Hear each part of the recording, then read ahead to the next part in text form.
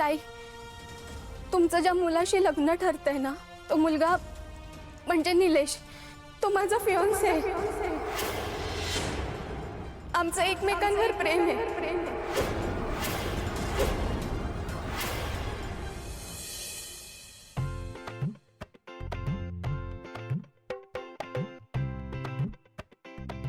मग तू काय पूर्ण वेळ बस मध्ये बसून होतास? ती बाई दुसरीकडे कुठे भेटायला तयार होती मला? अजिबात नाही. बस स्टॉपवरती भेटलो तिला मी. आली तिच्या ऑफिसची बस, शिरली बाई बसमध्ये. मी पण शिरलो तिच्या पाठीमागे बसमध्ये मी शिरलो.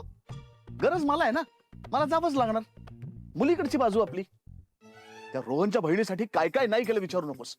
आयुष्यात आजपर्यंत आनंद मी कुठल्याही स्त्रीचा इतका बाबापुता केला नाही ना, इतका केला त्या रोहनच्या बहिणीसाठी.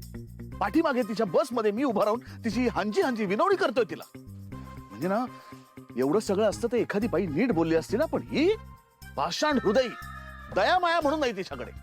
पण ज्यासाठी हे सगळं केलंस ते बोलणं झालं का?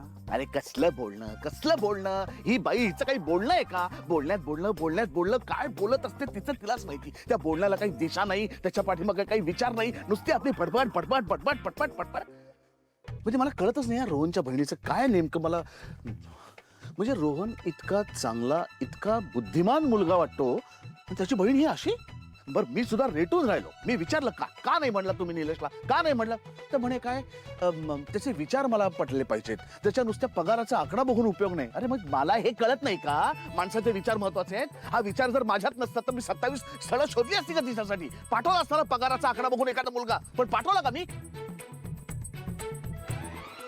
अरे निलेश सारखा एक हिरा शोधून दिला मी, हिरा. पण किंमत नाही हिऱ्याची. काही नाही रे, हिला अजून माहित नाही हिची गाठ कोणाची पडली आहे. समर राजवाड्याशी पडली आहे, समर राजवाड्याशी. नाही पुढच्या काही दिवसात हिच्यासाठी चांगलं स्थळ शोधून हिचं लग्न लावून दिलं ना, तर नाव समर राजवाड्यात राहणार नाही, बदलून टाकेल. अरे एवढं? येऊ का सर?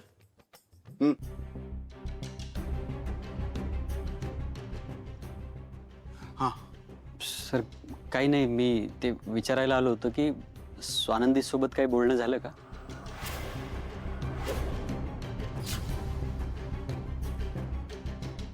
नाही ना. ताई, माझा आणि निलेशचा एकमेकांवर खूप प्रेम आहे. गेली 2-3 वर्ष आम्ही एकत्र आहोत. आम्ही लग्नही करणार होतो, तसं बोलणंही सुरू होतं. पण अचानक तो म्हणाला की लग्न मोडावं लागेल.